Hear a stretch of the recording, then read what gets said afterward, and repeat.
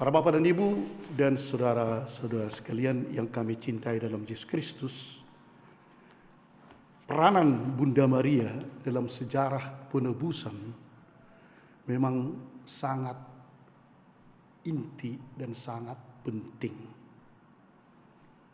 Kadang-kadang orang yang tidak mengerti, yang bukan Katolik, mulai berpikir, kenapalah Maria terus. Apalagi kalau dalam siaran radio kita kan 2 kali 1 hari Rosario.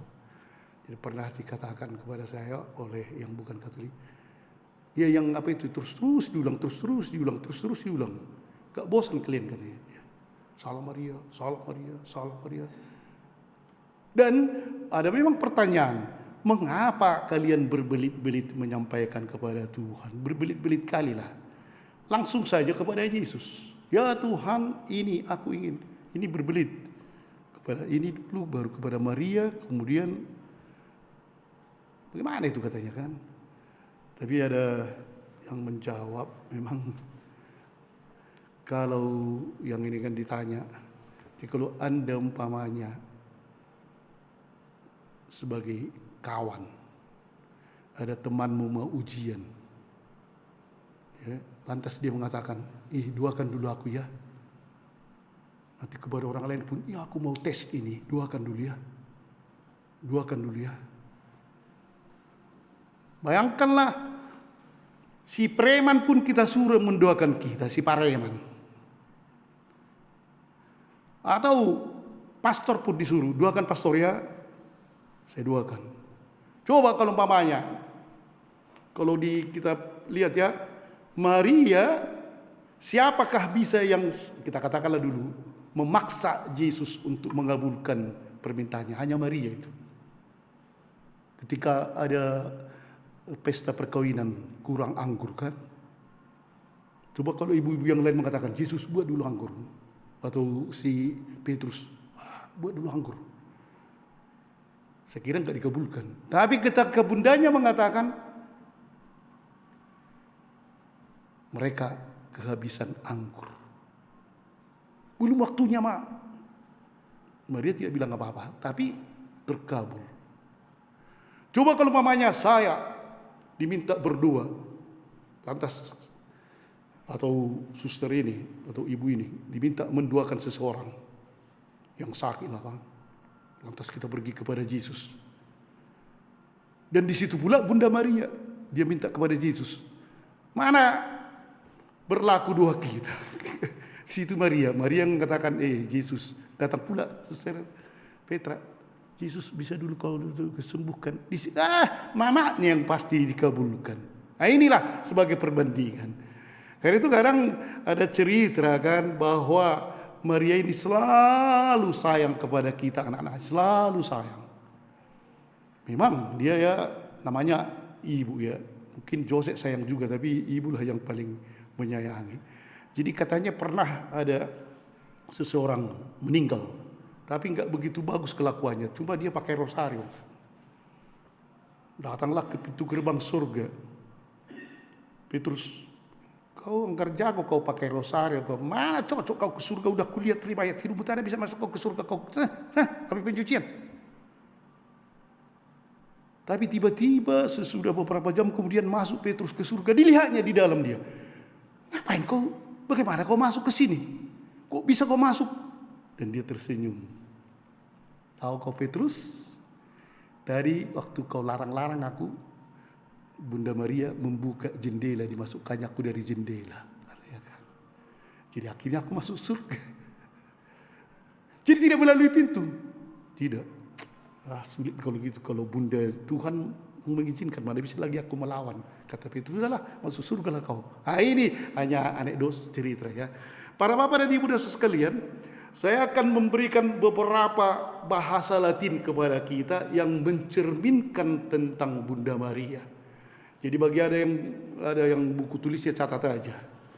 Biasanya pendengar Radio Maria kadang dicatat ini. Pertama, memang Maria ini sudah direncanakan oleh Tuhan ketika Adam dan Hawa jatuh ke dalam dosa, seorang wanita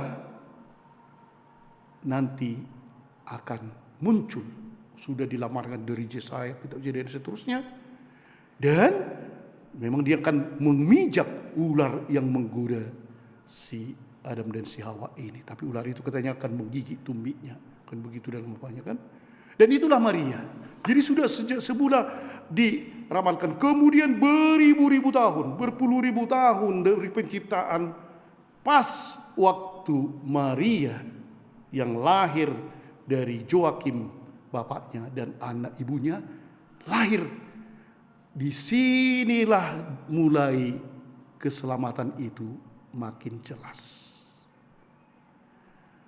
Dia dikandung oleh Tuhan sendiri, membuat dia tidak dikandung dengan noda asal. Tidak boleh, karena Tuhan nanti akan lahir dari dia. Dia sudah dijaga, dipelihara.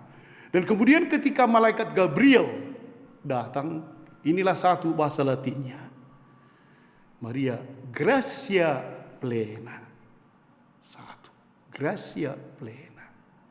Artinya itu penuh rahmat. Hanya dia yang penuh rahmat di antara manusia. Tak pernah dikatakan oleh Tuhan penuh rahmat kepada siapapun, nabi manapun. Jadi gratia plena.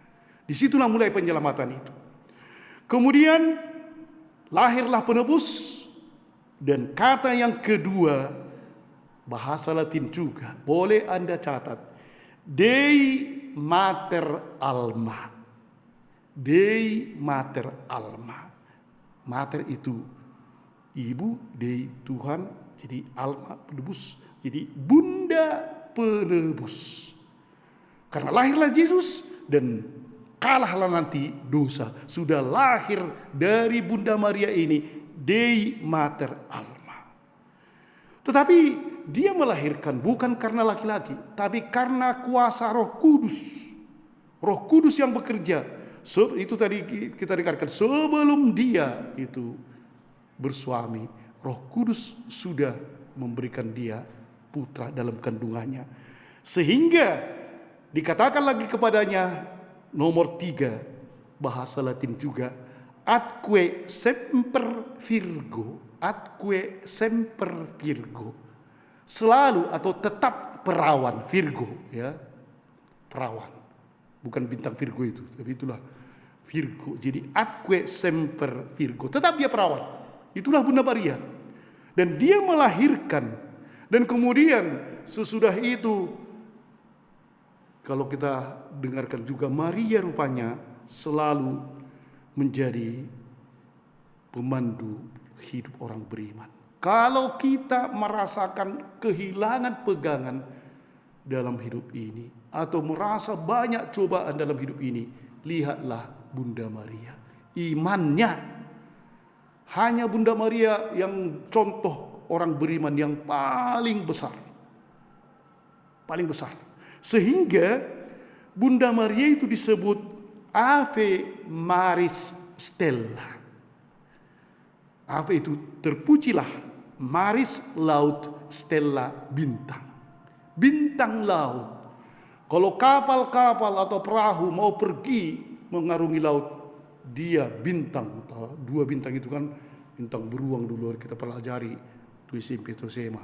Itu yang memandu, sehingga dia tahu dari sini bisa pergi ke Bombay, dari sini bisa ke New York, karena ada bintang.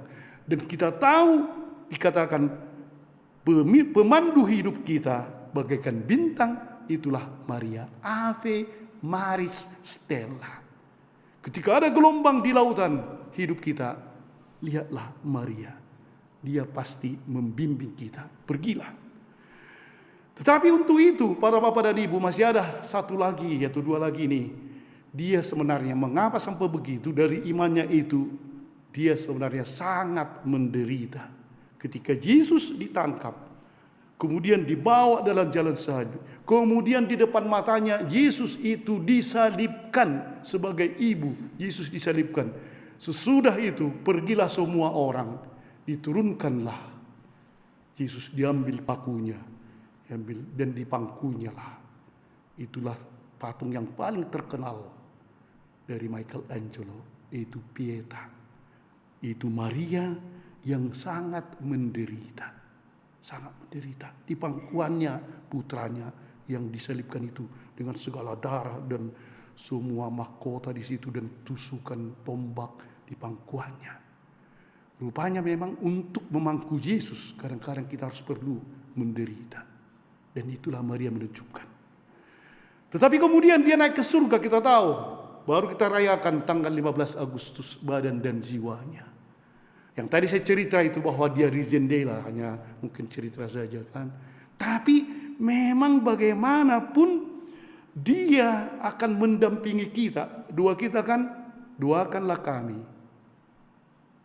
Apa? Sampai mati kan, waktu kami mati.